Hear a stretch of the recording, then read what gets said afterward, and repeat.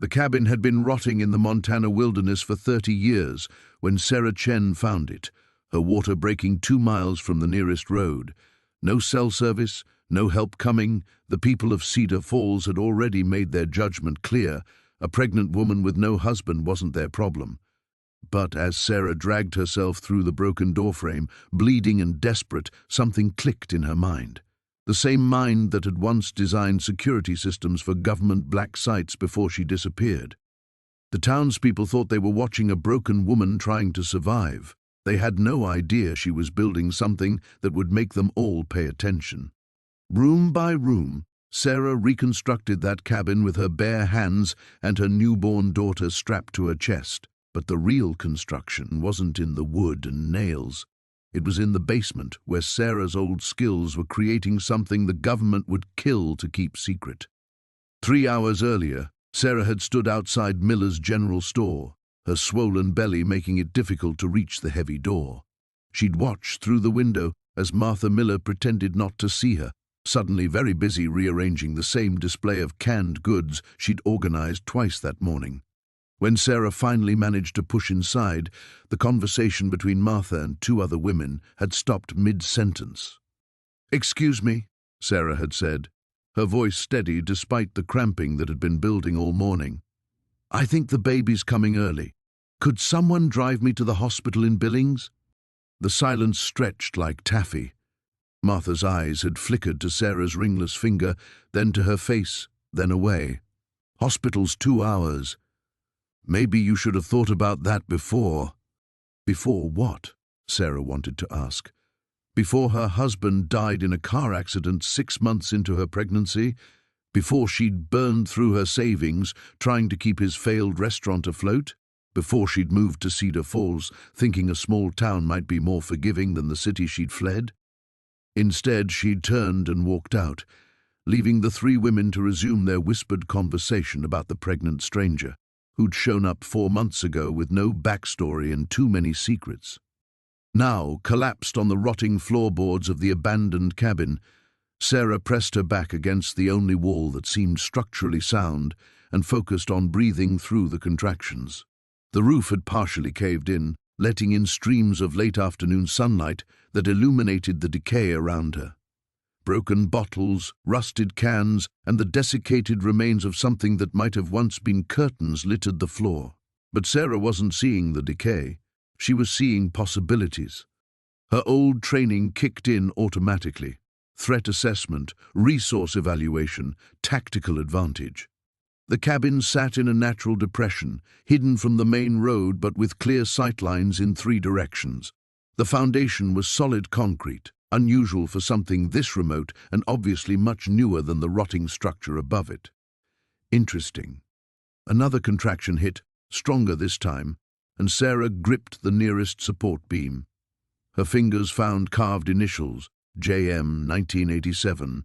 She wondered briefly about JM, then dismissed the thought as another wave of pain crashed over her. When her daughter finally came, sliding into the world on a bed of Sarah's jacket, in a cabin that smelled of pine needles and abandonment, the first sound she heard was her mother's whispered promise, "We're going to be fine, baby girl. Better than fine." Sarah wrapped her newborn in her sweater and looked around the cabin with new eyes. The electrical box on the far wall was clearly installed in the last decade. Someone had been maintaining this place. The basement door, partially hidden behind fallen timber, had a lock that looked military-grade. Her pulse quickened with recognition. 2 days later, when Sheriff Morrison finally checked on the pregnant woman who'd wandered off, he found Sarah sitting on the cabin's front steps, nursing her baby in the morning sunlight. She'd somehow cleared the broken glass and debris, boarded up the worst of the roof damage, and started a small fire in what remained of the stone chimney. "Ma'am, you can't just squat on private property," he said, though his tone lacked conviction. He looked uncomfortable, probably because half the town was gossiping about how they'd all turned away a woman in labor. Sarah looked up at him with calm, dark eyes. "Whose property?" Morrison consulted his clipboard. "Well, the county's been trying to figure that out for years. Taxes haven't been paid since '92. Then I'll pay them." Sarah's voice was pleasant, conversational. "I'll need to register for a business license too. I'm thinking of opening a consulting firm." "What kind of consulting?" Morrison asked, suspicious. Sarah smiled, adjusting the baby against her shoulder. Behind her, through the partially opened door, Morrison caught a glimpse of sophisticated-looking equipment that definitely hadn't been there 2 days ago. "Security systems," Sarah said. "Digital infrastructure, information protection. You'd be surprised how many people need that kind of help these days." The baby made a soft sound, and Sarah's smile widened. Around them, the Montana wilderness stretched endless and silent, keeping its secrets. The first thing Sarah noticed about the cabin wasn't the collapsed roof or the rotting floorboards. It was the silence, a profound, enveloping quiet that seemed to press against her eardrums and settle into her bones. Even the baby had stopped kicking, as if sensing they'd found something important. She pushed through the overgrown brambles that guarded the entrance, thorns catching at her worn jeans and the oversized flannel shirt that had once belonged to Marcus. The fabric still held the faintest trace of his cologne, a reminder that made her stomach clench with something between longing and rage. The door hung askew on rusted hinges, and Sarah had to put her shoulder against it to force it open. The hinges screamed in protest, breaking the sacred silence with a sound that seemed to echo far longer than it should have. Inside, shafts of late-afternoon sunlight pierced through gaps in the collapsed roof, illuminating dust motes that danced like tiny spirits in the golden air. The cabin was smaller than it had appeared from outside, maybe 20 feet square, with what had once been a stone fireplace dominating the far wall. Water damage had warped the wooden floors into gentle hills and valleys, and something, raccoons maybe or squirrels, had built nests in the corners, using scraps of fabric and paper that might have been newspapers from decades past. But it was solid. Despite the cosmetic damage, the bones of the structure were sound. Sarah could tell from the way her footsteps resonated, from the firm feel of the foundation beneath the warped boards. The walls were thick timber, hand-hewn from trees that must have been giants. Someone had built this place to last. She moved to the window, or what remained of it, and looked out through the broken glass. The view stretched down the hillside toward Millbrook, the town spread out below like a child's toy village. From here, she could see the main street with its row of struggling businesses, the church steeple that had dominated her childhood Sunday mornings. Even the corner of what used to be her street before the eviction notice had made that part of her life ancient history. The baby kicked then, a sharp jab just below her ribs that made her gasp and press her hand to the spot.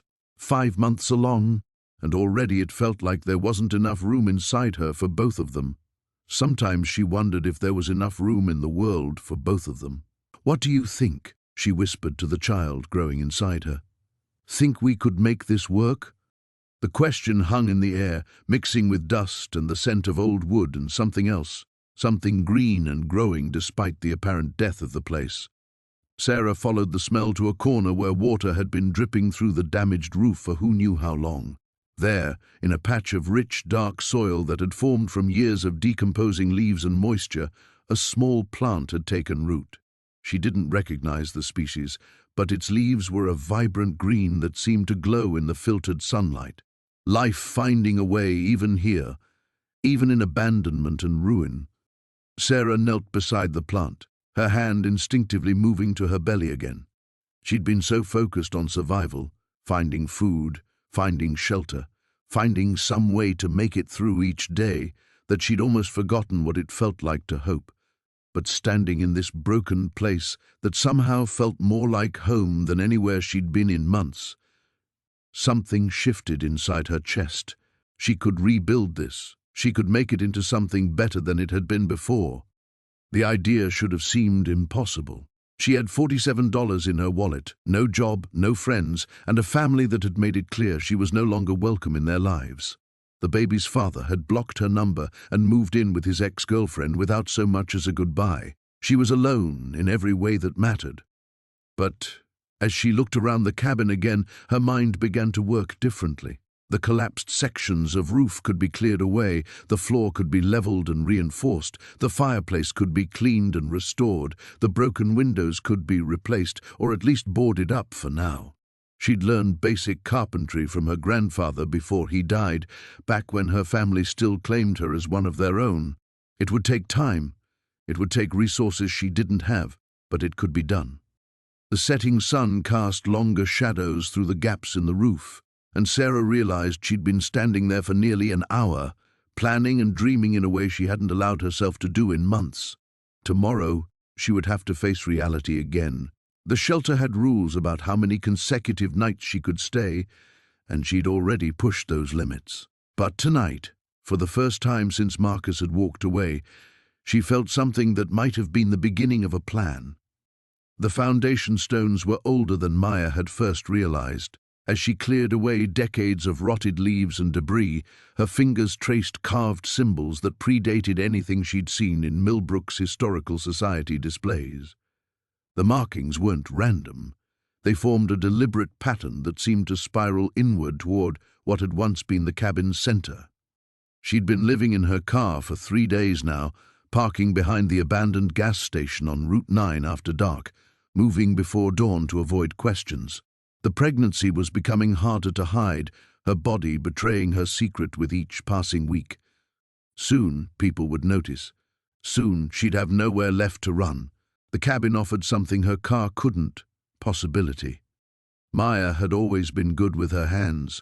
In high school, she'd helped her father renovate their entire kitchen, learning to read blueprints and handle power tools, while other girls her age were learning to apply makeup. Those skills felt precious now, like hidden treasures she could finally spend. She started small, a tarp stretched between 2 standing beams to keep the rain off, a sleeping bag laid over salvaged plywood. The work kept her mind occupied and her body warm, but it was the symbols in the foundation that truly captured her attention. During her lunch break at the diner, assuming Marcus didn't fire her for yesterday's incident, Maya found herself sketching the patterns from memory on napkins.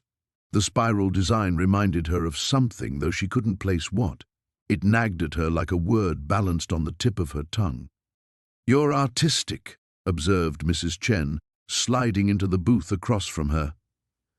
The elderly woman came in every Tuesday for coffee and pie, always sitting in Maya's section, always leaving exact change plus a modest tip.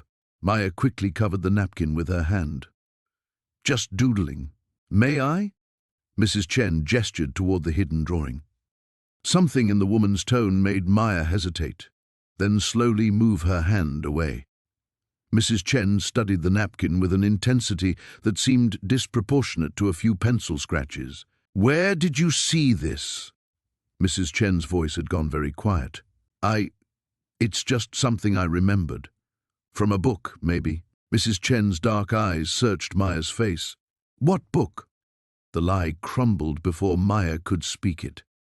Mrs. Chen had the kind of gaze that seemed to see through pretense, the way Maya's grandmother used to look at her when she'd tried to hide a broken dish or a failed test. "There's an old cabin," Maya admitted, "in the woods off Deer Creek Road. I found these symbols in the foundation stones." Mrs. Chen was very still for a long moment. When she spoke again, her accent seemed more pronounced, as if age and concern were pulling her back toward the language of her childhood. "You should stay away from that place." "Why?" "Some foundations are meant to stay buried." Before Maya could ask what that meant, Marcus appeared at their table, his face flushed with a particular shade of red that meant he'd been drinking his lunch again. "Maya, we need to talk, now." Mrs. Chen gathered her purse with deliberate slowness. As she stood, she pressed something into Maya's palm, a small piece of paper folded tight. "Be careful, child," she whispered, then walked away without paying for her coffee.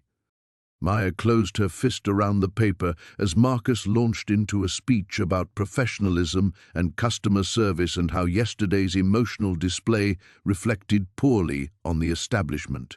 She nodded at appropriate intervals while her mind wandered back to the cabin, to the symbols, to the warning she didn't understand.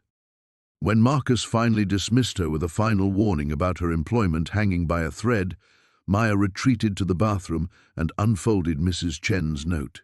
Written in careful script were 2 words, "Follow carefully," and an address she didn't recognize.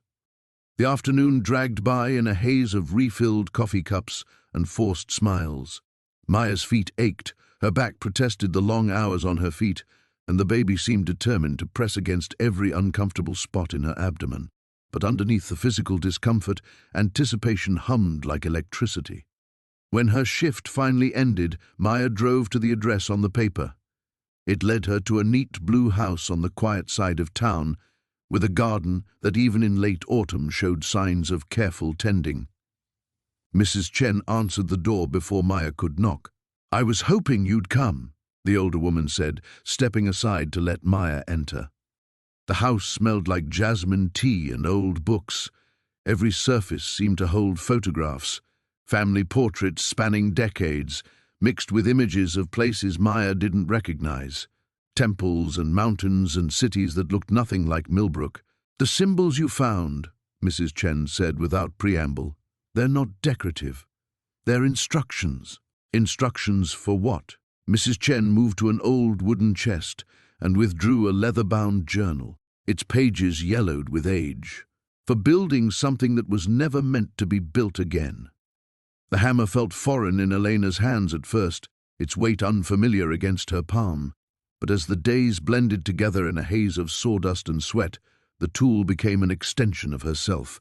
Each strike against the rotted boards echoed through the hollow shell of the cabin, a rhythmic heartbeat that seemed to synchronize with the pulse of life growing within her. She had salvaged what she could from the collapsed structure, thick oak beams that had somehow survived decades of neglect, weathered planks that still held their strength beneath layers of moss and decay. The rest she gathered from the surrounding forest, fallen branches stripped of bark, stones worn smooth by countless seasons, anything that could serve her purpose. The townspeople had stopped talking about her sudden disappearance after the first week. Elena had become just another cautionary tale whispered over coffee at Mabel's diner, another reminder of what happened when outsiders thought they could make a life in Millbrook. They assumed she had fled in shame, perhaps back to whatever city had originally spit her out. They were wrong. Elena worked by moonlight when the temperature dropped, her movements guided by an instinct she couldn't name. During the scorching afternoon hours, she rested in the shade of an ancient pine, her hands pressed against her belly, feeling the subtle changes that marked each passing day. The baby seemed to respond to her labor, growing stronger as the cabin took shape around them. She had found the blueprints in the debris, if they could be called that. Strange markings carved into a piece of slate, symbols that resembled architectural drawings but contained elements that made no conventional sense. Rooms that seemed to fold in on themselves, doorways that led nowhere, windows positioned to catch light that shouldn't exist. Elena told herself she was interpreting them wrong, that her exhaustion was making her see things that weren't there. But as she followed the carved instructions, the cabin began to reveal its true nature. The foundation came first, stones arranged in a pattern that seemed random but felt absolutely right. Elena found herself placing each rock with deliberate precision, as if guided by muscle memory from a life she'd never lived. When she stepped back to survey her work, the stone circle hummed with an energy that raised the fine hairs on her arms. The walls rose next, board by board, nail by nail. Elena's technique improved with each section, her movements becoming fluid and sure. The cabin demanded specific proportions, and she found herself adjusting measurements without consulting any guide, trusting an inner compass that pointed towards something beyond mere shelter. On the 9th day, she encountered her first visitor. Elena was fitting a window frame when she heard footsteps crunching through the underbrush. Her heart hammered as she turned, expecting to see Marcus or perhaps one of the church ladies who had written her off as beyond redemption. Instead, she faced a girl of perhaps 16, all angles and defiance, with eyes that held too much knowledge for her age. "You're building it wrong," the girl said without preamble, nodding toward the half-finished wall. Elena's grip tightened on her hammer. "Excuse me?" "The east wall. You've got the support beam angled north. It needs to catch the morning light just right, or the whole thing won't work. The girl stepped closer, studying the construction with the intensity of an engineer. I'm Sage, by the way. I've been watching you. Watching me? Someone needs to. You're not exactly what this place expected. Sage ran her fingers along the window frame, and Elena could have sworn the wood grain shifted under her touch. But then again, neither am I. Something in the girl's tone made Elena lower her guard slightly. How do you know about the beam? Sage smiled, the expression transforming her sharp features. Same way you knew to use 7 stones in the foundation instead of 6. Same way you knew to leave that gap in the north wall for something that isn't a door. She gestured toward the space Elena had unconsciously created, an opening that served no purpose she could rationally explain. I don't know what you're talking about. Sure you do. Sage moved to the problematic support beam, testing its stability with practiced hands. This place has been waiting for someone like you for a long time. Question is, are you ready for what it's going to ask of you? Before Elena could respond, Sage had shouldered the beam and begun adjusting its position. The wood seemed to bend to her will, settling into an alignment that immediately felt correct. As the beam clicked into place, something shifted in the air around them, a subtle change in pressure, like the moment before lightning strikes. Elena watched the teenager work with the unsettling certainty that her carefully controlled isolation had just ended. Whatever she was building here, she wasn't building it alone anymore. And somehow that terrified her more than abandonment ever had. The sound of hammering echoed through the woods at dawn, a steady rhythm that had become as predictable as birdsong. Maya's hands had grown calloused over the past 2 weeks, her shoulders aching from the unfamiliar labor, but she pushed through the pain with a determination that surprised even her. The cabin was taking shape, board by salvaged board. She'd found most of the materials in the abandoned structures scattered throughout the property, remnants of what must have been a small homestead decades ago. Rotting barns yielded usable timber, and an old shed had provided enough corrugated metal for a temporary roof. Her growing belly made the work awkward, forcing her to adapt her movements, but she refused to stop. The morning mist clung to the ground as she fitted another board into place along the eastern wall. The baby kicked, as if approving of her progress, and Maya allowed herself a small smile. At least someone was on her side. You picked a hell of a spot for home improvement. Maya spun around, hammer raised defensively. A woman in her 60s stood at the edge of the clearing, silver hair pulled back in a practical ponytail, wearing mud-caked boots and a knowing expression. Maya's heart hammered against her ribs. I'm not trespassing, Maya said quickly. I checked the property records. This land doesn't belong to anyone. The woman chuckled, a raspy sound that spoke of too many cigarettes. Relax, honey. I'm not here to run you off. Name's Ruth Hawkins. I live about a mile that way. She gestured vaguely northeast. Been hearing your hammering every morning for weeks. Curiosity got the better of me. Maya lowered the hammer but didn't relax her grip. Maya. Well, Maya, you've got guts. I'll give you that. Most people won't set foot on this property. Ruth stepped closer, examining the rebuilt wall with an appraising eye. You know the history of this place? Should I? Ruth's expression darkened. The Brennan family lived here back in the 70s, kept to themselves mostly, but folks in town knew something wasn't right. Strange sounds at night, animals going missing. Then one winter, everything went quiet. Maya felt a chill that had nothing to do with the morning air. What happened to them? Nobody knows for sure. By the time someone bothered to check, the family was gone and the cabin was falling down. Some say they just moved on. Others, Ruth shrugged, others say if you dig around the property, you might find more than old timber. The baby kicked again, harder this time, as if responding to the tension in Maya's body. She pressed a hand to her belly, trying to calm both herself and her unborn child. You're trying to scare me. I'm trying to warn you. This isn't the kind of place where a pregnant woman should be alone. Ruth's voice carried genuine concern now.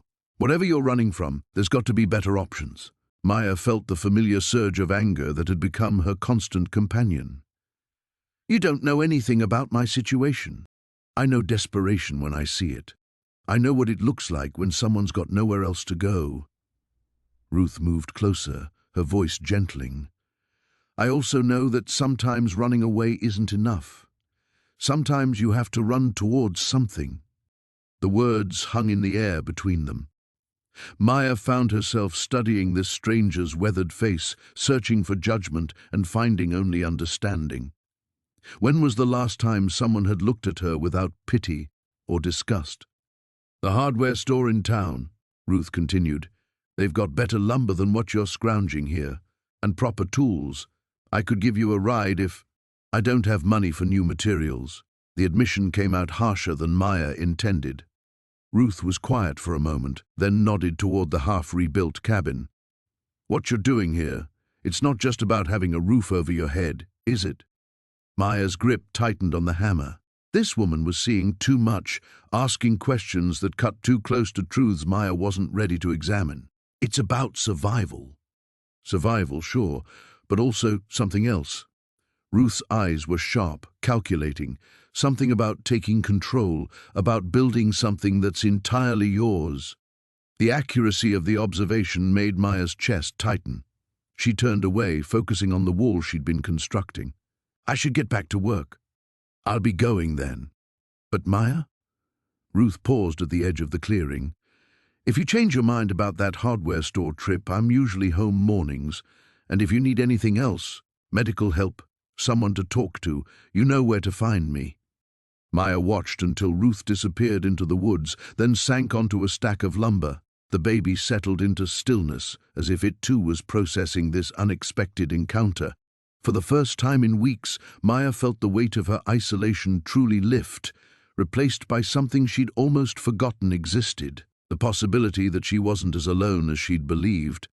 The morning brought with it a peculiar energy that seemed to hum through the walls of the cabin. Sarah woke to find the mice had returned, but this time they weren't scurrying away from her presence. Instead, they moved with purpose, carrying small twigs and leaves to corners she hadn't noticed before. She watched, fascinated, as they worked in perfect synchronization, their tiny bodies moving like dancers in an elaborate ballet. The baby kicked harder now, insistent movements that felt almost like Morse code against her ribs. Sarah pressed her palm to her belly and whispered the words that had been coming to her in dreams. Words in a language she didn't recognize, but somehow understood. The kicking settled into a rhythmic pattern that matched her heartbeat. She had work to do today. The foundation needed attention, but not the kind any contractor would recommend. Sarah gathered the stones she'd been collecting, not from the nearby creek as one might expect, but from specific locations that had called to her during her midnight walks through the forest. Each stone hummed with a different frequency when she held it, and she'd learned to arrange them in patterns that felt right, even though she couldn't explain why. The townspeople had begun to talk, of course. She'd seen Martha Hendricks whispering to old Joe Walsh outside the hardware store yesterday, their eyes following her as she purchased rope and candles with the last of her savings. Let them whisper. They had no idea what they were witnessing. By noon, Sarah had arranged the stones in a perfect spiral around the cabin's perimeter. The work left her breathless but exhilarated. As she placed the final stone, a sudden wind rose from nowhere, carrying with it the scent of something ancient, earth and copper, and the green smell of growing things. The trees around the clearing bent inward, their branches forming a natural canopy that blocked out the harsh midday sun. That's when she heard the footsteps. Sarah turned to see a woman emerging from the forest, elderly, with silver hair braided down her back and eyes the color of storm clouds. She wore clothes that seemed to belong to another era, a long woolen skirt and a shawl that moved like liquid around her shoulders. "You're doing it wrong," the woman said without preamble, her voice carrying an accent Sarah couldn't place. "The stones need to breathe." Sarah's hand instinctively went to her belly. "I don't know what you mean." The woman smiled, revealing teeth too white and too sharp for her age. "Of course you do, child. You've been hearing the whispers for weeks now. The baby's been teaching you. She walked closer, her feet making no sound on the fallen leaves. My name is Vera. I've been waiting for someone like you to come along. Someone like me? Someone desperate enough to listen, broken enough to rebuild properly. Vera's eyes fixed on Sarah's rounded belly with an intensity that made her skin crawl. Tell me, what do you think you're carrying? The question struck Sarah as odd, almost offensive. My baby, my daughter. Are you certain? Vera circled the stone spiral, occasionally nudging a rock with her foot. Have you felt her dreams? Have you heard her voice in languages that predate human speech? Sarah wanted to deny it, but the words stuck in her throat. She had been experiencing exactly those things, had been trying to convince herself they were normal pregnancy, symptoms amplified by stress and isolation. The townspeople think you're building a home, Vera continued, her voice taking on a sing-song quality. They think you're a broken woman trying to start over. They have no idea that what you're really building is a doorway. A doorway. Vera's smile widened impossibly, to what should have always been. Your baby isn't just a child, Sarah. She's a key. And this place... She gestured to the cabin, to the stones, to the forest that seemed to lean in closer with each passing moment. This place has been waiting for her for a very long time. Sarah felt the baby kick again, but this time the movement felt different, more deliberate, more aware, as if responding to Vera's words with recognition rather than random fetal movement. I don't understand, Sarah whispered, but even as she said it, she knew she was lying. Some part of her had understood from the beginning, had known that her journey to this place hadn't been about finding shelter or starting over. It had been about answering a call she'd been hearing her entire life without realizing it. Vera reached into a pocket of her shawl and pulled out what looked like an ancient compass, its needle spinning wildly before settling on the cabin. The convergence is almost complete. Your daughter will be born during the new moon, 3 days from now. And when she arrives, everything changes. The old woman turned to leave, then paused. Oh, and Sarah, you might want to start preparing the townspeople. Change is never easy, but it's always necessary. With that, Vera melted back into the forest as silently as she'd appeared, leaving Sarah alone with her stones, her cabin, and the growing certainty that her life, and everyone else's, was about to become something unrecognizable. The sound of hammering echoed through the forest at dawn, a rhythmic percussion that sent birds scattering from their roosts. Sarah wiped sweat from her forehead despite the morning chill, her breath forming small clouds in the crisp air. The cabin's frame was taking shape faster than she'd anticipated, each beam and joint falling into place with surprising precision. She paused to examine her hands, calloused now and stained with wood preservative. 3 weeks of solitary work had transformed more than just the structure.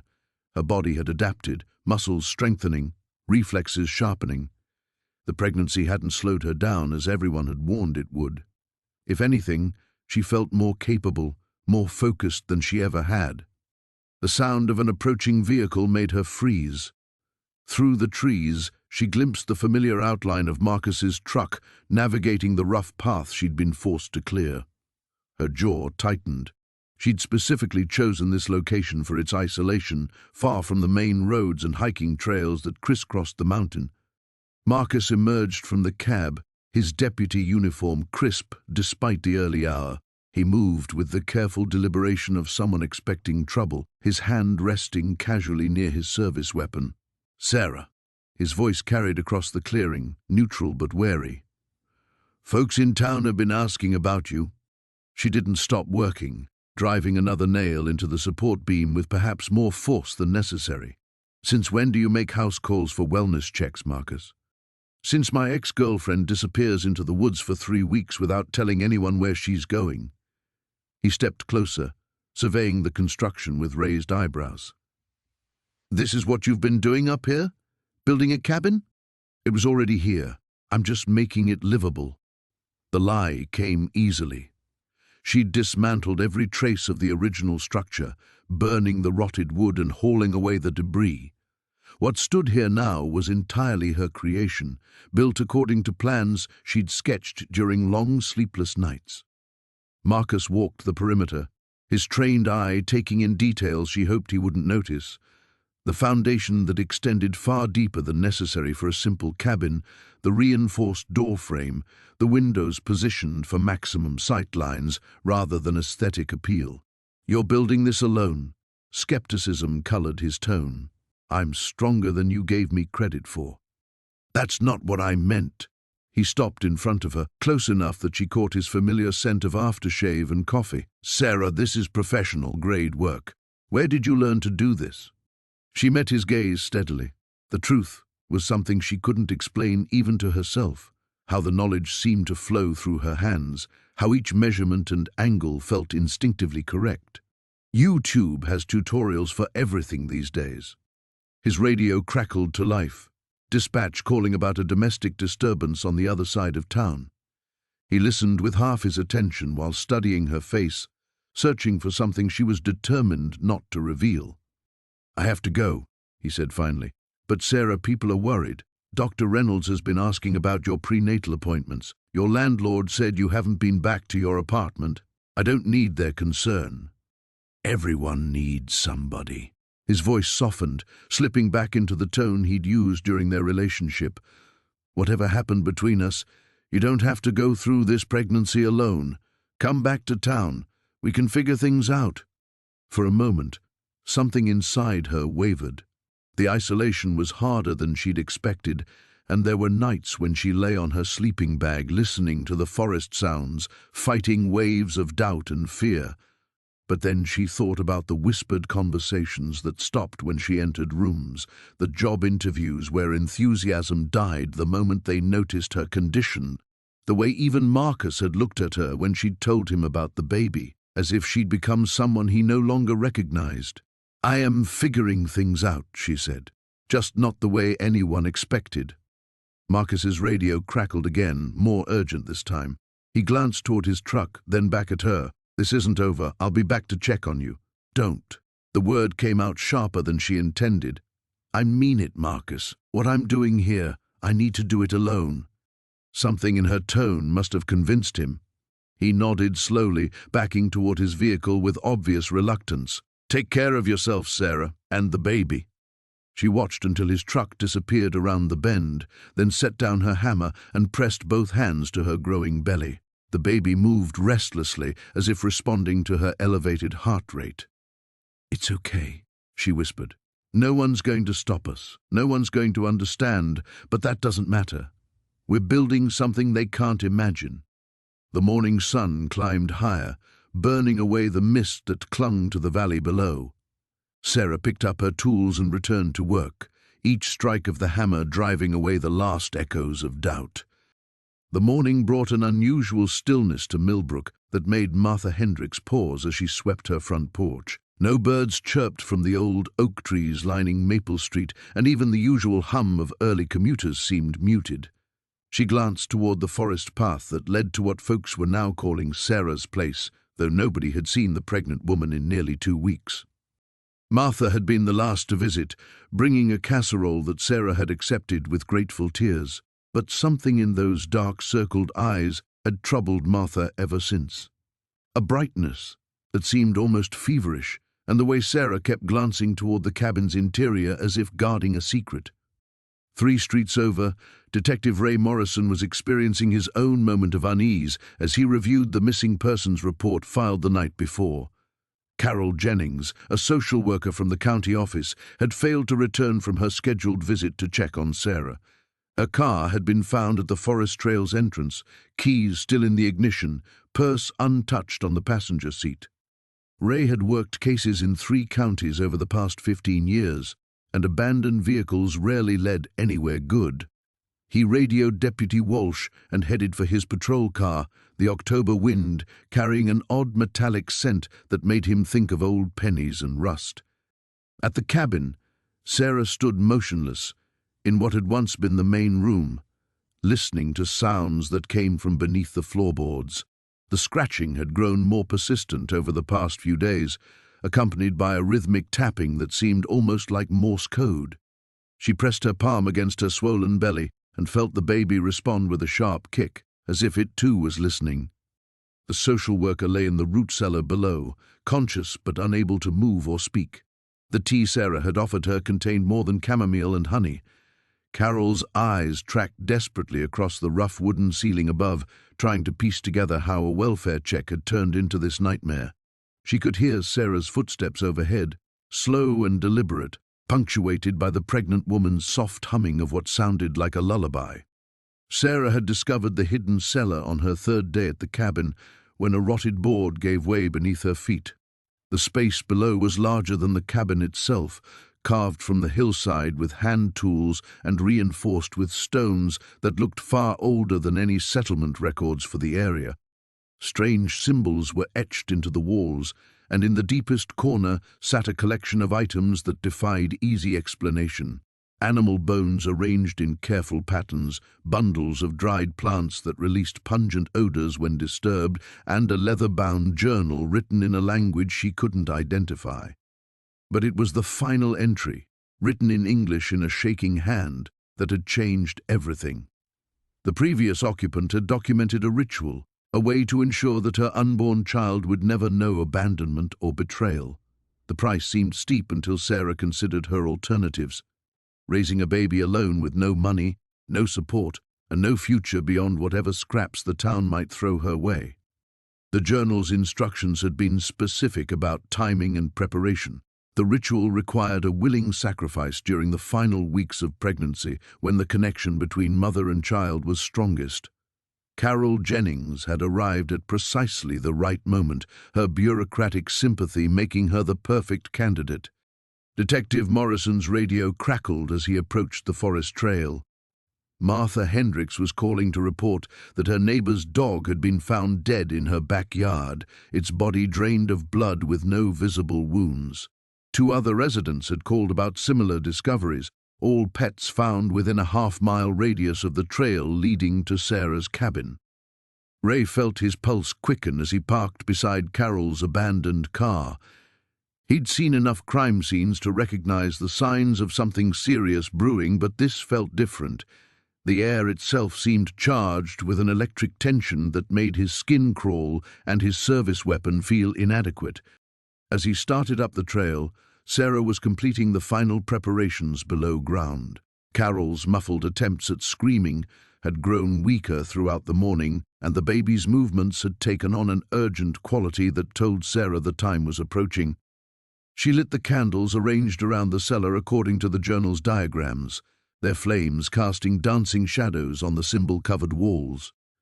The ancient words felt strange on her tongue, but with each syllable, she felt the baby respond with what could only be described as anticipation. Above ground, Detective Morrison could see smoke beginning to curl from the cabin's stone chimney. He called for backup and quickened his pace, unaware that the ritual beginning below his feet would soon transform not just one desperate woman's fate, but the very nature of what Millbrook considered possible. The scratching beneath the floorboards had stopped, replaced by something that sounded disturbingly like singing. The contractions started at dawn, rippling through Sarah's body like thunder rolling across distant mountains. She gripped the makeshift table she'd constructed from salvaged boards, her knuckles white against the weathered wood. The cabin walls seemed to pulse with her breathing, the renovated space feeling both sanctuary and prison.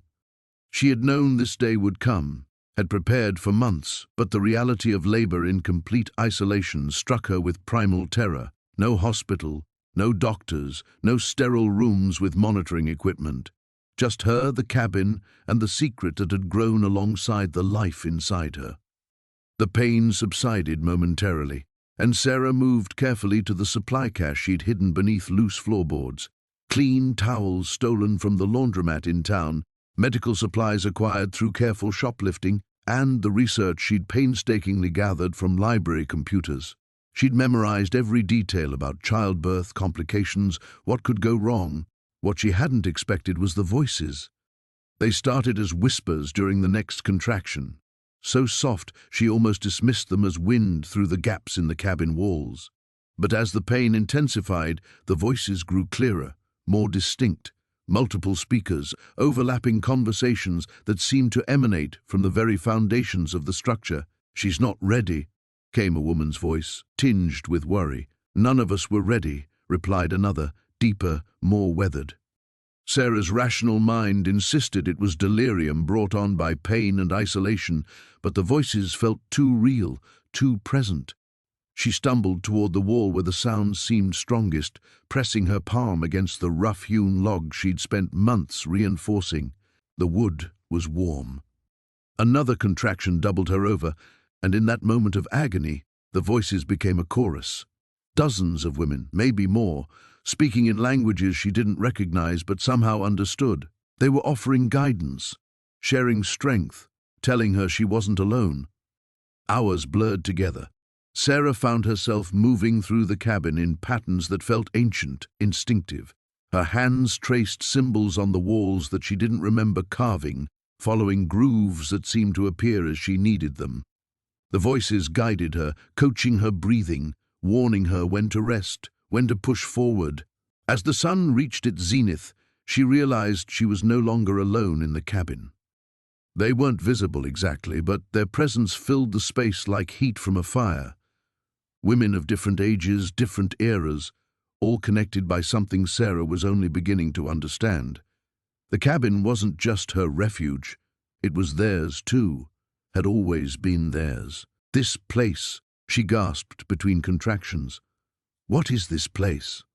The eldest voice, the one that had become clearest, answered with infinite gentleness. It's where we come when we have nowhere else to go, where we transform, where we become what we were always meant to be. The final stage of labor hit like a freight train.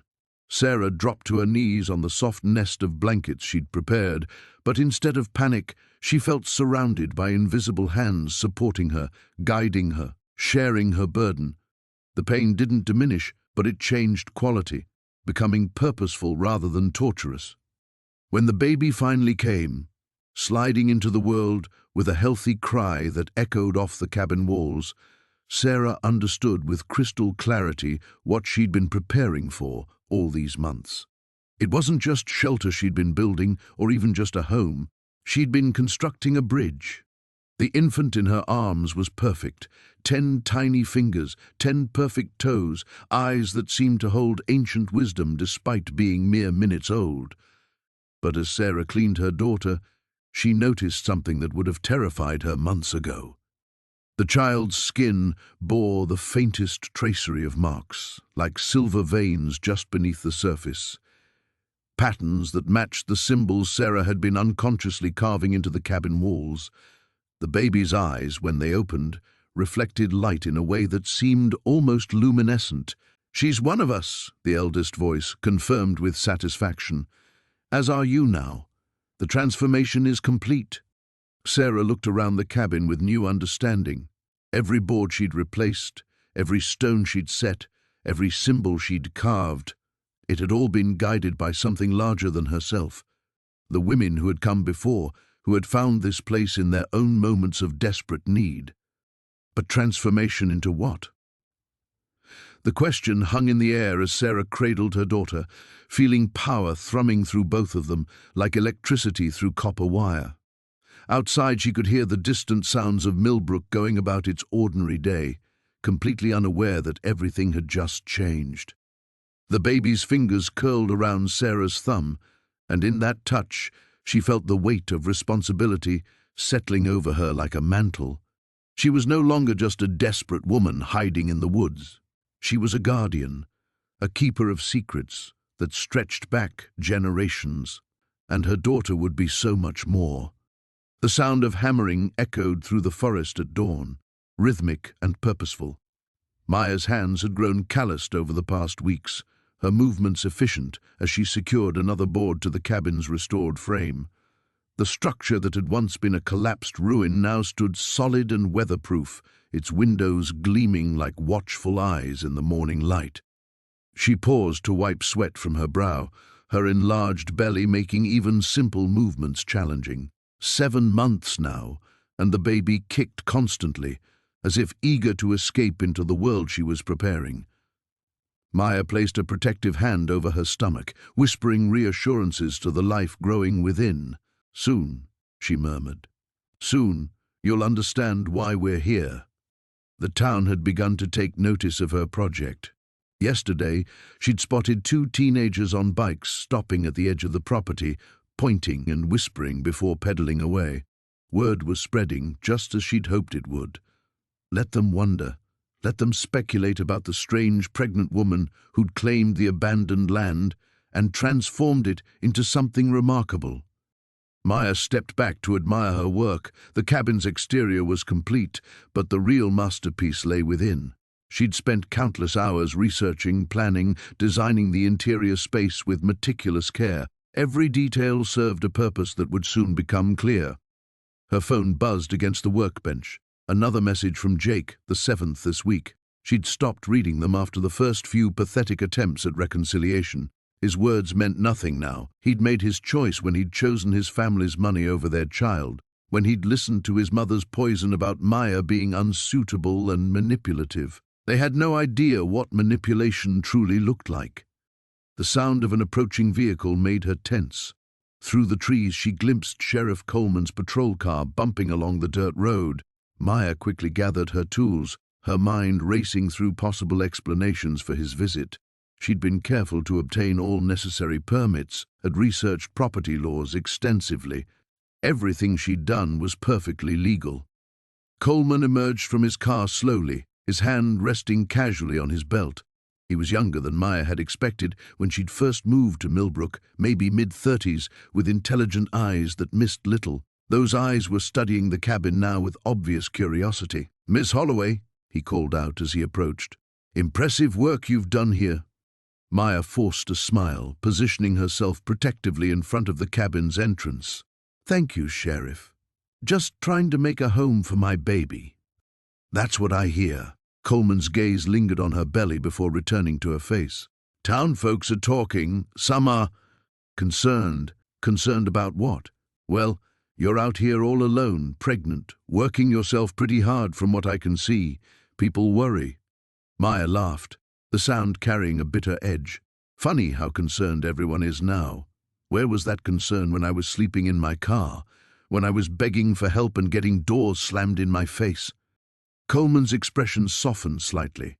"I heard about what happened with the Hendricks family. Jake's parents can be difficult, but that doesn't mean the whole town is against you." "Doesn't it?" Maya's voice grew colder. "Because from where I stand, it looks exactly like that. But don't worry, Sheriff. I'm not asking for anyone's help anymore. I've learned to rely on myself. That's admirable, but—" "Is there something illegal about what I'm doing here?" Maya interrupted. "Because if not, I have work to finish before dark." Coleman studied her for a long moment, clearly weighing his words. "No, nothing illegal. But Maya, can I call you Maya? Sometimes when people have been hurt the way you've been hurt, they can make decisions that seem reasonable at the time, but lead to places they never intended to go." The sheriff's insight was uncomfortably accurate, but Maya kept her expression neutral. "I know exactly where I'm going, Sheriff, and I know exactly how I plan to get there." "I hope that's true." Coleman handed her a business card. "My number's on there. Day or night, if you need anything, medical emergency, whatever, you call me. Promise me that much?" Maya took the card, surprised by the genuine concern in his voice.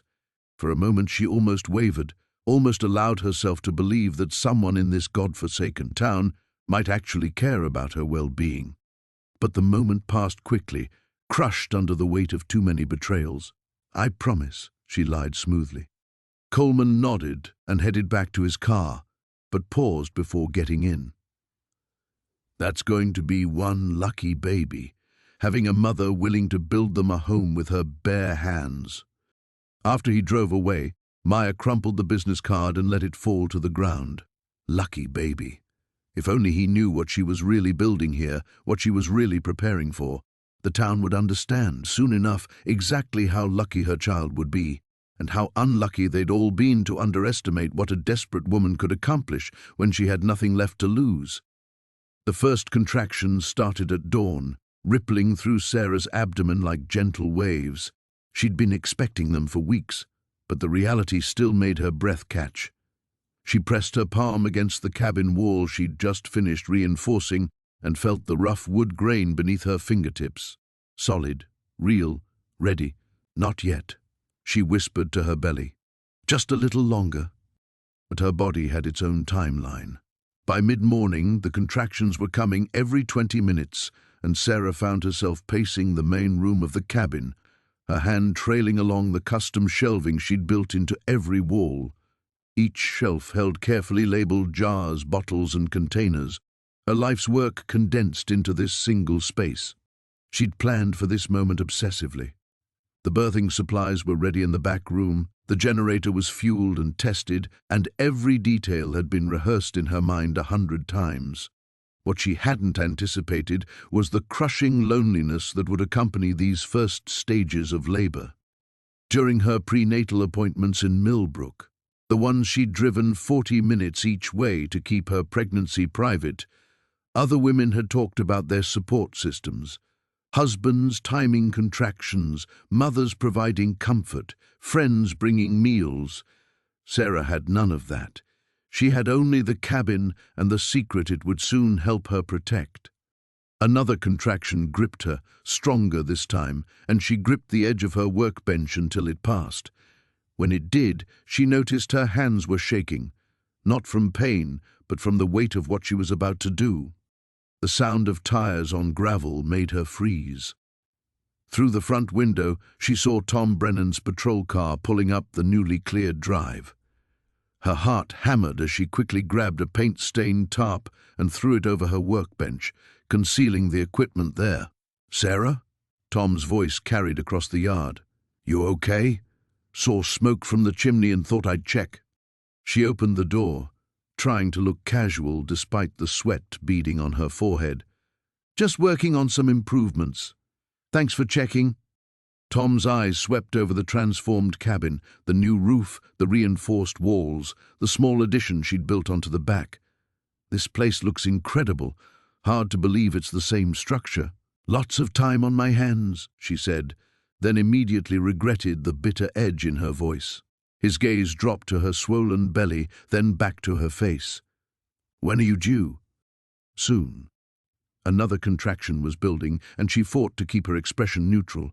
"Actually, I should get back inside. Still have some finishing touches to work on." Tom nodded, but his cop instincts were clearly pinging. "You sure you should be out here alone? I mean, when the time comes, I've got it handled." The contraction peaked, and she gripped the doorframe, disguising the motion as casual leaning. "Sarah, I know things have been rough since Marcus left, but you don't have to do this alone. Doc Henderson could." "I said I've got it handled." Her voice came out sharper than intended. "Thanks for checking, but I'm fine." After a moment's hesitation, Tom tipped his hat. "All right, but if you need anything at all, you call the station, promise me." She nodded, not trusting her voice, and watched him drive away. As soon as his taillights disappeared, another contraction doubled her over. This one lasted nearly a full minute. The afternoon passed in a blur, increasing pain and decreasing time between contractions. Sarah moved through her final preparations like a woman possessed. She sterilized equipment, checked her supplies one more time, and made sure the special room she'd built was ready.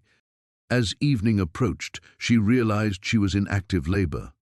The contractions were coming every 5 minutes now, intense enough to make her gasp. She retreated to the back room where soft lamplight cast dancing shadows on walls lined with the same mysterious shelving as the main room. Between contractions, she found herself talking to the baby, explaining what would happen, making promises she prayed she could keep. "You're going to be safe," she whispered, one hand on her belly, the other gripping a jar filled with amber liquid. "No matter what anyone says about what I'm doing, you're going to be safe."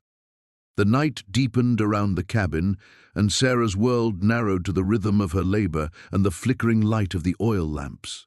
Somewhere in the distance, a wolf howled, the same sound that had terrified her months ago when she first found this place. Now it seemed like a song of solidarity, one creature calling to another in the darkness. As the final stage of labor approached, Sarah made her way to the berthing area she'd prepared. Everything was ready. The cabin that had sheltered her transformation was about to witness its culmination. But what she was about to bring into the world wasn't just a baby. It was the beginning of everything she'd been planning since that first day she'd discovered this place. The blood on Maya's hands had dried to a rusty brown by the time she heard the first car door slam outside. Through the cabin's reinforced windows, she watched Sheriff Morrison emerge from his patrol car, followed by two other officers she didn't recognize. Her heart hammered against her ribs as she quickly pulled on latex gloves and began covering the evidence of her work. The knock came exactly 30 seconds later, 3 sharp raps that echoed through the transformed space. "Maya Hendricks? This is Sheriff Morrison. We need to speak with you."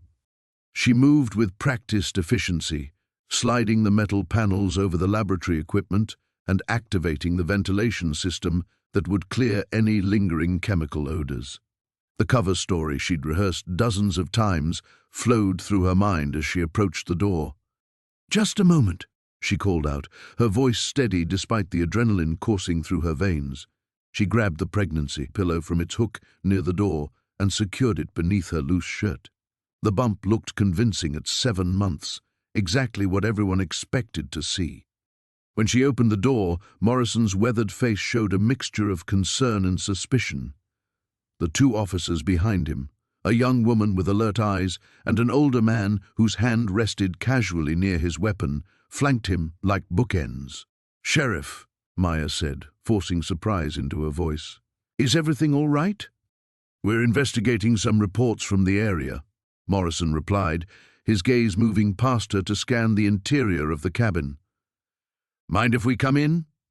Maya stepped aside, knowing that refusing would only raise more suspicions. "Of course, though I have to warn you, the place is still a work in progress."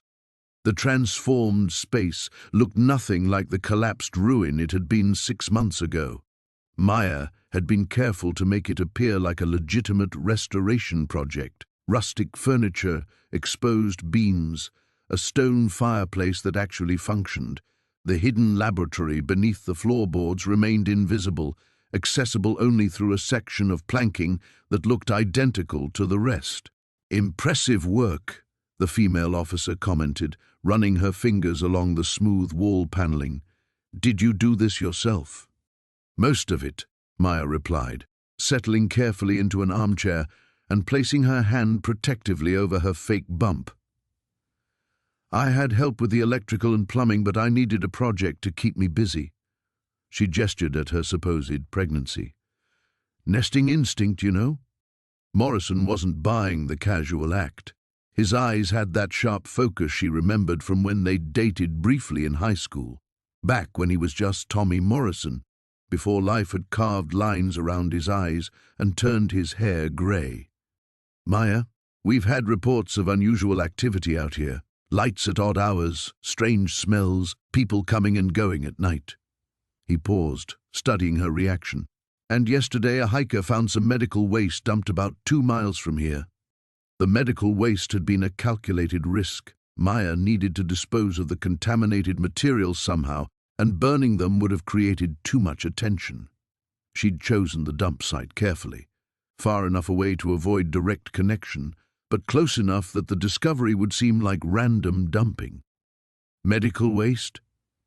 She wrinkled her brow in confusion. "That's horrible.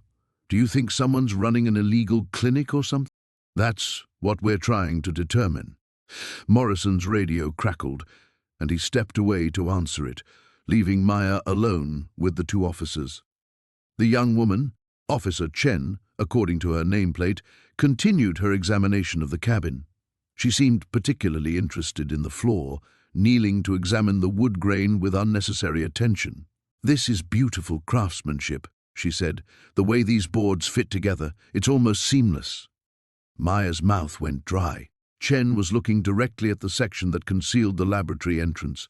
If she noticed the slight variation in the wood pattern that marked the hidden panel. "Thank you," Maya managed. "The previous owner actually did that flooring. I just had to repair a few sections where water damage had warped the wood." Morrison returned, tucking his radio back onto his belt. Maya, I have to ask, when was the last time you saw Dr. Reeves? Dr. Reeves? Maya kept her voice level. I haven't seen him in weeks. Why? His landlord found his apartment empty yesterday. Looks like he cleared out in a hurry. Morrison's eyes never left her face. His neighbors mentioned he'd been talking about some big opportunity out in the county, said he was going to be set for life. Maya felt the baby growing inside her real womb, not the fake pregnancy pillow, but the actual child she carried, shift restlessly, as if sensing her stress. The sound of footsteps on her porch at 3 in the morning sent ice through Sarah's veins. She'd been expecting this moment for weeks, but that didn't make it any less terrifying. Through the newly installed peephole, she could see Sheriff Morrison's weathered face illuminated by her motion sensor light, his expression grim and determined.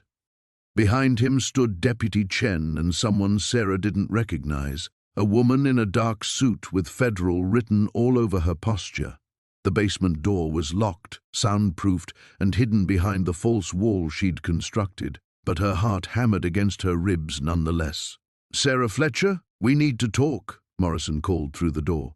She took a steadying breath and opened it, wrapping her robe tighter around her 8-month belly. Sheriff? It's awfully late. Sorry about the hour, but this couldn't wait. His eyes swept past her into the cabin's interior. Mind if we come in? We have some questions about your property. The federal agent stepped forward. I'm Agent Martinez with the DEA. We've received reports of suspicious activity in this area. Sarah's blood turned to slush. The DEA. Someone had seen something, reported something, but what? She'd been so careful, so meticulous about every detail. Of course. Please come in. She stepped aside, her mind racing through every possible scenario. Though I'm not sure how I can help. I'm just trying to restore this old place. Morrison's boots echoed on the hardwood as he entered, his trained eyes cataloguing every detail. That's quite a transformation you've managed here. Heard you've been working around the clock. Nesting instinct, Sarah replied with what she hoped was a convincing smile, placing a protective hand over her belly. You know how it is. Agent Martinez was already moving through the space with practiced efficiency, her gaze sharp and calculating. You've been receiving a lot of deliveries lately, building supplies, equipment, generators. The power grid out here is unreliable. I need backup systems for when the baby comes. Sarah followed them into the main room, acutely aware of every floorboard that might creak differently over the hidden entrance. Surely that's not illegal. No, but manufacturing methamphetamine is. Martinez turned to face her directly. We have reason to believe there's a lab operating in this vicinity. The accusation hit Sarah like a physical blow, but not for the reason they expected. A meth lab. They thought she was cooking drugs. The irony might have been funny under different circumstances. They were so far from the truth, yet so dangerously close to discovering something infinitely worse. A meth lab? Sarah let genuine shock color her voice. Here? That's terrifying. Should I be worried about my safety?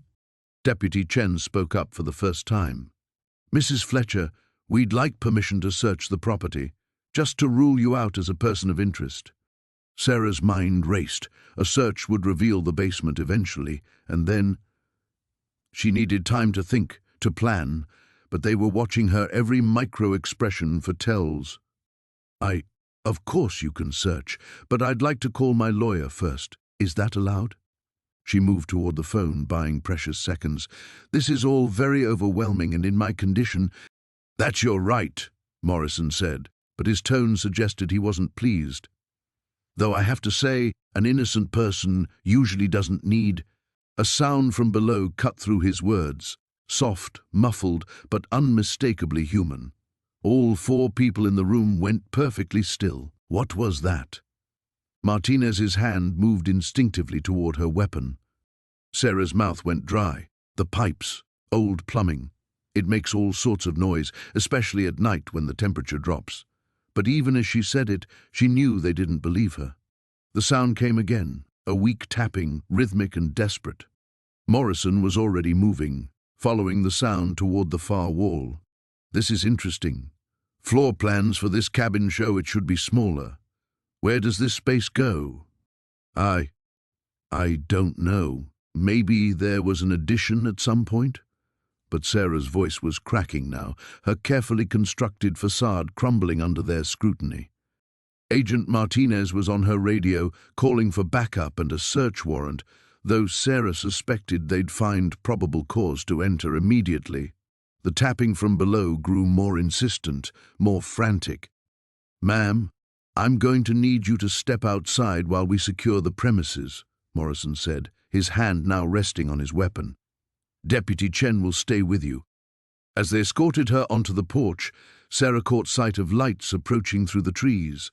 More law enforcement, maybe forensics teams. A sanctuary, her carefully planned refuge, was about to be torn apart.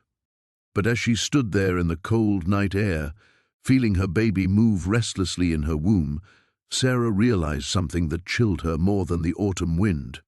This might not be the end of her plan at all. It might just be the beginning of something even more devastating than she'd originally intended. A first scream came at dawn. Sarah bolted upright in the cabin's main room, her heart hammering against her ribs. The sound had torn through the morning air like a blade, raw, primal, terrifying. She pressed her hands against her swollen belly, feeling the baby's restless movements beneath her palms. Another scream, closer this time. She grabbed the shotgun from beside the door and peered through the window. The fog hung thick between the trees, but she could see movement, shapes stumbling through the underbrush. Her breath caught when she recognized the first figure. Marcus Webb, the town drunk, lurched into the clearing. His clothes hung in tatters, dark stains spreading across his shirt. But it was his face that made Sarah's blood freeze. His skin had taken on a greyish pallor, and his eyes were completely black. Behind him came others. Mrs. Henderson from the general store, her normally pristine dress torn and muddy. 2 teenagers Sarah didn't recognize, all of them moving with that same jerky, unnatural gait, all of them bearing the same dark eyes and ashen skin. The contamination was spreading faster than she'd anticipated. Sarah backed away from the window, her mind racing. She'd known this day would come eventually, but she'd hoped for more time. The careful doses she'd been adding to the town's water supply were supposed to work gradually, creating a slow transformation that would go unnoticed until it was too late. Something had accelerated the process. The infected gathered at the edge of the clearing, swaying slightly as if listening to something only they could hear. Sarah held her breath, praying they would pass by, but Marcus raised his head and looked directly at the cabin. His mouth opened in a wordless howl that the others echoed. They began to move forward. Sarah's hands trembled as she checked the shotgun's load. 2 shells. Not nearly enough if they broke through. She thought of the basement, of the carefully sealed containers hidden beneath the floorboards. If those were damaged, if the concentrated samples were released into the groundwater. A thunderous crash shook the cabin as the infected hurled themselves against the door. Sarah braced the shotgun against her shoulder, fighting to steady her aim despite her trembling hands. The baby kicked hard, as if sensing the danger. The door splintered. Marcus stumbled through first, his black eyes fixing on Sarah with hungry intensity. She pulled the trigger, and the blast sent him sprawling backward into Mrs. Henderson. The elderly woman barely stumbled, stepping over Marcus's twitching form with mechanical precision. Sarah pumped the shotgun and fired again, catching one of the teenagers' center mass. The impact spun him around, but he kept coming, dark fluid oozing from the wound instead of blood. The shotgun clicked empty. Sarah grabbed a chair and swung it at Mrs. Henderson's head. The wood shattered against the woman's skull, but she only paused for a moment before lunging forward. Her fingers, unnaturally strong, wrapped around Sarah's throat. "Please," Sarah gasped, clawing at the woman's hands. "The baby?" Mrs. Henderson's grip loosened slightly, her head tilting as if confused. Behind those black eyes, Sarah glimpsed something almost human, a flicker of the woman she'd once been. The moment of hesitation was enough. Sarah drove her knee upward, breaking free and stumbling toward the back room. She slammed the door and threw the bolt, her heart pounding as fists hammered against the wood. The infected were stronger than she'd expected, more aggressive. This wasn't the controlled evolution she'd planned. This was chaos. Through the small back window, she could see more figures emerging from the forest. Dozens of them now, all bearing the telltale signs of the transformation. Soon they would be hundreds. Sarah pulled out her satellite phone with shaking fingers and dialed the number she'd memorized, but hoped never to use. "Control," came the crisp voice on the other end. A pause. Negative, patient 0. "Mission parameters remain unchanged." "You don't understand," Sarah hissed as the door behind her began to crack. "They're not responding to the neurological controls. The hive mind isn't establishing properly. They're just killing." That scenario was anticipated. Continue with Phase 2 as planned. Phase 2? There is no Phase 2. This is a complete breakdown of... The line went dead. Sarah stared at the phone in horror. They'd known this would happen. They'd sent her here knowing the serum was unstable, knowing it would create monsters instead of the compliant population they'd promised. She was expendable. The baby was expendable. The door exploded inward just as Sarah felt the first sharp pain tear through her abdomen. Labor was beginning, right as the infected poured into the room like a tide of nightmare. Through the chaos and terror, one thought burned bright in her mind. She would not let them have her child. Not the infected, not control, no one. The sound of approaching vehicles cut through the morning air like a warning bell. Sarah pressed herself against the cabin's reinforced door, her heart hammering as she peered through the gap in the boards she'd nailed across the window. 3 black SUVs wound up the dirt path, their windows tinted dark as secrets. She'd known this moment would come eventually. The town had grown too suspicious. Too many questions had been asked about the lights in the woods and the people who'd been seen walking toward the cabin but never walking back. What they didn't understand, what they couldn't possibly comprehend, was that those people had found exactly what they'd been searching for. The vehicles stopped in a semicircle around the cabin's entrance, engines ticking as they cooled. Sarah counted at least 8 figures emerging, their movements coordinated and deliberate. Federal agents, by the look of their identical dark suits and the way they carried themselves with practiced authority. Someone had finally called in the big guns. "Sarah Chen," a woman's voice called out, amplified by a megaphone. "This is Agent Martinez with the FBI. We need to speak with you about some concerns that have been brought to our attention." Sarah almost laughed. Concerns, as if what she'd built here could be reduced to something so mundane. She moved away from the window, her hand instinctively going to her stomach. The baby had been quiet all morning, as if sensing the tension that crackled through the air like electricity before a storm. The basement door stood slightly ajar, and from the darkness below came the soft murmur of voices, her followers preparing for what they all knew was inevitable. They'd discussed this scenario countless times during their evening gatherings. The outside world would never understand what they'd discovered here, what Sarah had unlocked in the depths beneath the old foundation. "We know you're in there, Sarah," Agent Martinez continued. "We're here to help. We understand you've been through a difficult time, and we want to make sure you and your baby are safe." Safe. The word tasted bitter in Sarah's thoughts. Where had these people been when she'd been abandoned, pregnant and desperate? Where was their concern when she'd been living on scraps and sleeping in her car? They only cared now because what she'd built threatened their carefully ordered world. A gentle knock came from the basement door. Marcus emerged, his face calm but his eyes reflecting the gravity of the situation. Behind him, Sarah could see the others. 12 people who'd found their way to her over the past months, each carrying their own wounds, their own desperate need for something the world above couldn't provide. "They're positioned around the perimeter," Marcus said quietly. "But the tunnels are still clear. We could—" "No," Sarah interrupted, her voice steady despite the chaos in her chest. "Running won't solve anything. They'll just keep coming, keep hunting us down until they destroy everything we've built." She moved to the center of the room, where the old floorboards had been carefully arranged to conceal the opening that led to the heart of their sanctuary. Below, in the expanded chamber that had once been nothing more than a collapsed root cellar, lay the culmination of months of careful work. The equipment they'd gathered piece by piece, the research they'd compiled from dozens of sources, the experiments that had finally yielded results beyond anyone's wildest expectations.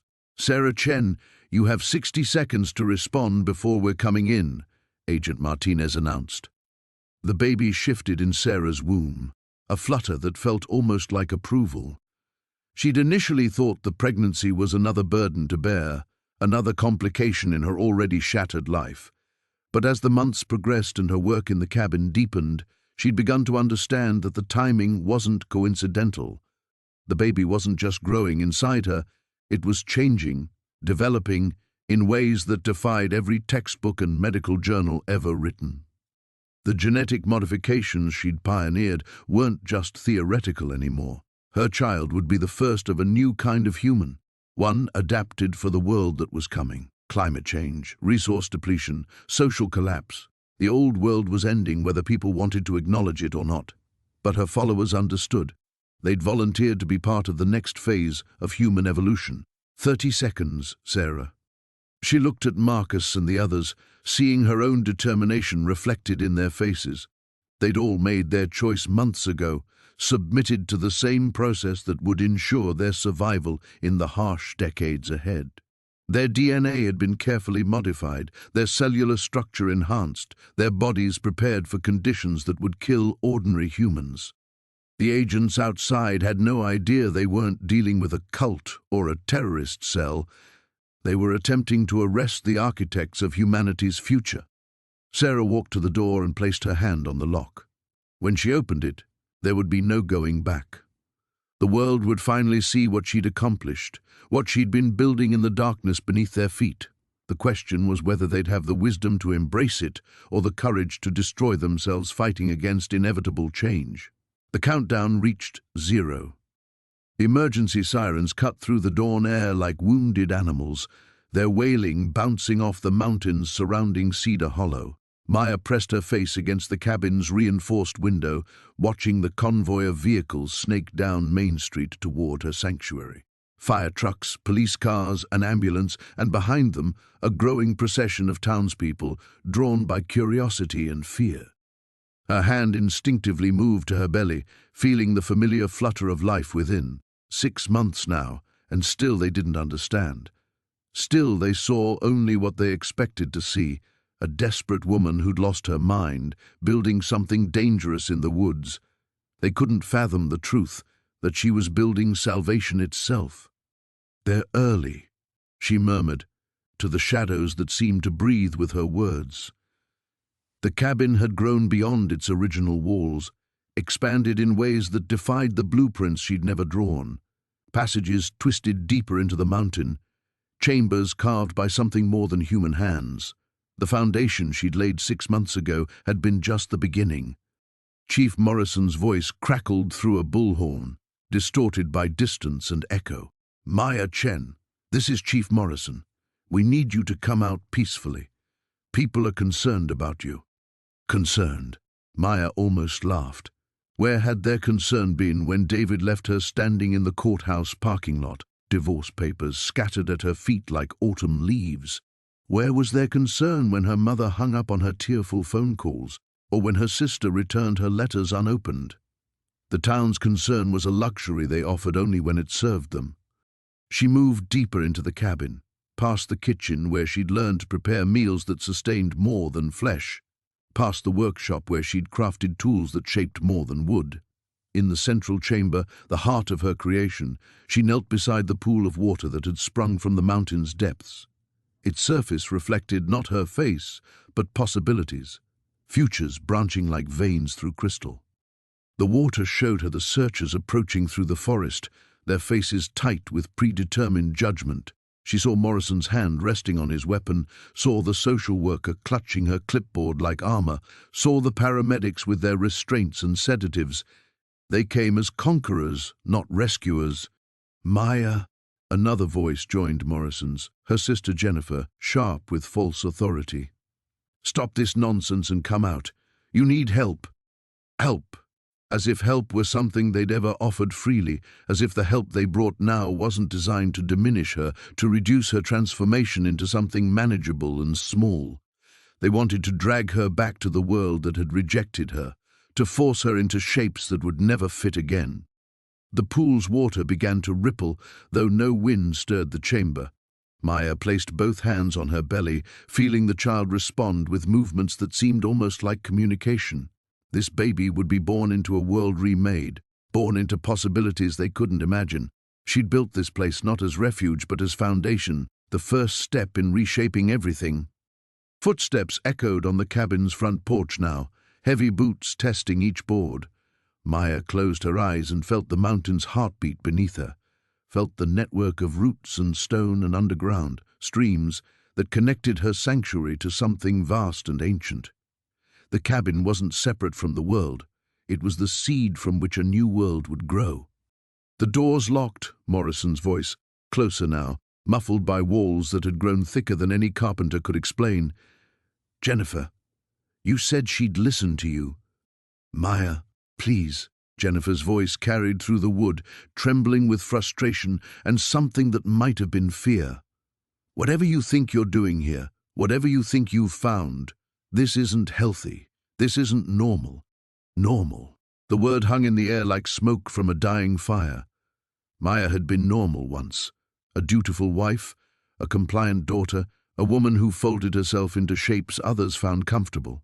Normal had left her bleeding and alone, building a life from splinters and determination. She heard them discussing forced entry, heard the social worker explaining procedures for involuntary commitment. They spoke about her as if she were already gone, as if the woman who'd survived their abandonment were merely an obstacle to removing the woman they remembered.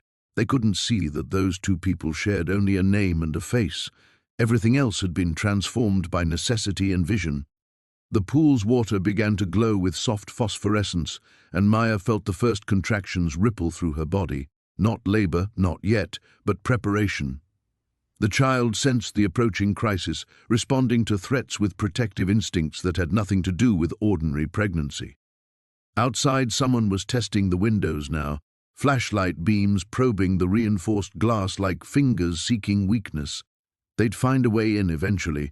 She'd always known this moment would come, but they wouldn't find what they expected. The desperate, broken woman they'd come to rescue had died months ago in these mountains, buried beneath foundations that reached deeper than bedrock. What they'd find instead would challenge everything they thought they knew about transformation, about the price of abandonment, about what grew in the spaces where love should have been. The town square filled with an eerie silence as Maya stepped out of the sheriff's cruiser, her hands cuffed behind her back. Word had spread like wildfire through Millbrook. The pregnant woman who'd been living in the old Hartwell cabin had been arrested for murder. But as Deputy Chen escorted her up the courthouse steps, Maya's expression wasn't one of defeat. It was something far more unsettling, satisfaction. Inside the cramped holding cell, Maya sat on the narrow bench and placed her hands protectively over her swollen belly. The baby kicked, as if responding to her touch, and she smiled. Everything was proceeding exactly as she'd planned. Sheriff Bowman entered with a folder thick with photographs and witness statements. We found the bodies, Maya. All three of them, buried beneath your cabin's floorboards. Dr. Hendricks, Pastor Williams, and Sarah Chen. His voice cracked on the last name, his deputy's sister who'd gone missing 2 months ago. Maya looked up with those pale green eyes that had once seemed so innocent, so desperate for help. Bodies? I think you're mistaken, Sheriff. We have evidence. DNA. The murder weapons. Bowman slammed the folder on the small table between them. What I don't understand is why. These people tried to help you. Help me? Maya's laugh was soft, almost musical. Dr. Hendricks, who wanted to take my baby away for proper prenatal care? Pastor Williams, who kept asking too many questions about my past? And sweet Sarah, who couldn't stop digging into records that didn't concern her. She shook her head slowly. They weren't helping me, Sheriff. They were threatening everything I'd worked for. Worked for? You're a drifter who showed up here 6 months ago with nothing but the clothes on your back. Maya's smile widened. and for the first time Bowman noticed how sharp her canine teeth appeared. "Is that what you think? That I just stumbled into your quaint little town by accident?" The sheriff felt a chill run down his spine. "What are you saying?" "I'm saying I chose Millbrook very carefully. Small population, isolated, with just enough good-hearted people to provide what I needed. The cabin wasn't abandoned when I found it. It was prepared. I'd been planning this for over a year." Bowman's hand instinctively moved to his service weapon. "Planning what?" Maya stood slowly, her pregnant form casting a strange shadow in the fluorescent light. "Tell me, Sheriff, have you noticed anything unusual about the other pregnant women in town lately? Mrs. Patterson from the diner, young Jennifer Murphy, the Henderson girl?" The blood drained from Bowman's face. There had been an unusual number of pregnancies in Millbrook recently, 7 women, all due within weeks of each other. The town had been calling it a baby boom, a sign of prosperity returning to their struggling community. "What did you do to them?" "I gave them a gift," Maya said, her voice taking on an otherworldly quality. "Each time I helped deliver their groceries, shared a cup of tea, offered a blessing for their families, I was sharing so much more than they realized. My blood carries something special, Sheriff. Something that's been passed down through generations of women who understand what real power means." "You're insane." "Am I? In 3 days, when the moon is full, all 7 babies will be born, mine included, and each one will carry a piece of what I am." Maya's eyes seemed to glow in the dim light. "You can't stop what's already begun." Bowman fumbled for his radio, but Maya's voice stopped him cold. "Oh, and Sheriff, you might want to check on your wife. Rebecca's been feeling a bit queasy lately, hasn't she? Thought it was just stress from your work, but I have a feeling it's something much more wonderful than that." The radio slipped from Bowman's trembling hands. Rebecca had mentioned feeling nauseous, tired. They'd assumed it was her new medication, but she was 46 years old. They'd stopped trying for children years ago. "You're lying." "Am I? When was her last cycle, Sheriff?" "Think carefully." Bowman's world tilted as the realization hit him. Rebecca hadn't mentioned anything because she'd assumed menopause was finally beginning, but Maya's words were planting seeds of terrible doubt. "What are you?" he whispered. Maya moved closer to the bars, her pregnant belly pressing against the cold metal. "I'm the mother of the future, Sheriff, and in 3 days you'll understand exactly what that means for Millbrook." Outside the jail, the sun was setting over the small town where 7 pregnant women slept peacefully, unaware that their dreams were filled with whispers in a language older than memory. In each of their wombs, something stirred with anticipation, waiting for the full moon to call them into the world.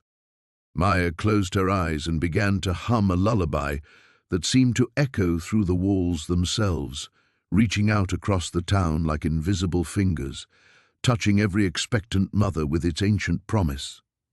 The town square had never held so many people. They came from neighboring counties, drawn by rumors that had spread like wildfire through social media and local news. The old cabin, transformed into something unrecognizable, stood at the center of it all, a monument to secrets finally exposed. Sarah watched from the courthouse steps as reporters set up their equipment. 6 months ago, she had been nothing more than a pregnant woman with nowhere to go. Now she stood as the eye of a storm that threatened to tear Millbrook apart. "You need to tell them the truth." Detective Morrison approached, his badge catching the morning sunlight. "All of it." She touched her stomach, where her daughter slept peacefully. The same hands that had built what everyone thought was a sanctuary had also uncovered something far more sinister. "They're not ready for the truth." "Ready or not, it's coming out." He gestured toward the crowd.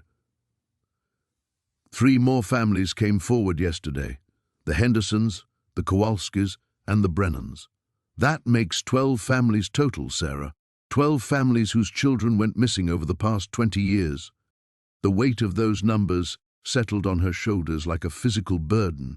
When she'd started digging beneath the cabin's foundation, she thought she was simply creating a safe space, a basement where she could weather any storm. Instead, her shovel had struck something that changed everything. The first bone had been small, delicate. She'd convinced herself it belonged to an animal. But as she continued digging, the horrible truth had emerged piece by piece. Children's belongings, fragments of clothing, evidence of lives cut short and buried in the darkness beneath what had once been the Garrett family home. Judge Garrett built more than a cabin, Sarah said quietly. He built himself a perfect hiding place, respected pillar of the community, living on property where no one would ever think to look. Morrison nodded grimly.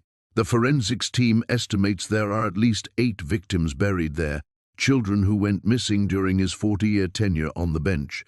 He was systematic, careful, never took kids from his own jurisdiction. Sarah remembered the moment she'd found the journal, wrapped in plastic and hidden in a metal box. Page after page of meticulous records written in the judge's careful handwriting. Dates, names, descriptions, a catalogue of horror that had made her physically ill.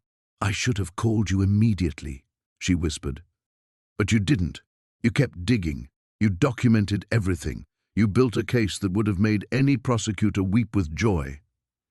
His voice softened. "What I don't understand is why you turned that place into what it became. Why you opened those doors to other women when you knew what was buried underneath." The question haunted her. How could she explain that in her darkest moments she'd felt a kinship with those lost children? They had been abandoned too, forgotten by a system that should have protected them. Creating the sanctuary hadn't been about hiding the truth, it had been about honoring it. "Those women needed a place to heal," she said, "and those children needed someone to care about what happened to them. I couldn't save them, but I could make sure they weren't forgotten again." The crowd was growing restless. Someone had recognized her, and heads were turning in her direction. Soon the questions would start, the cameras would focus on her face, and the carefully constructed story would crumble. "There's something else," Morrison said. "We found evidence that Judge Garrett didn't work alone. Bank records show regular payments to someone else, someone who helped him cover his tracks." Sarah's blood ran cold. "Who?" "We're still investigating, but the payments continued for 3 years after Garrett died. Someone knew about those children and chose to keep quiet. Someone in this town has been protecting a dead man's secrets." As if summoned by their conversation, Mayor Holloway emerged from the courthouse, his usual confident stride replaced by something more tentative. His eyes found Sarah's across the square, and she saw fear there. The final piece clicked into place. "He knew," she breathed. Holloway knew. Morrison followed her gaze. "We served a warrant on his office this morning. Found correspondence between him and Judge Garrett going back decades. He's been quietly buying up properties around the cabin, making sure no development ever happened there." The crowd pressed closer as Mayor Holloway approached the microphone that had been set up for the press conference. His hands shook as he adjusted his tie, and Sarah could see the weight of 20 years crushing down on him. "Ladies and gentlemen," he began, his voice barely audible over the murmur of the crowd, "I have a statement to make about the recent discoveries at the old Garrett property." Sarah closed her eyes and held her daughter close. The truth was finally emerging from the darkness where it had been buried for so long. Millbrook would never be the same, but perhaps that was exactly what it needed. The storm she had weathered alone was about to engulf them all.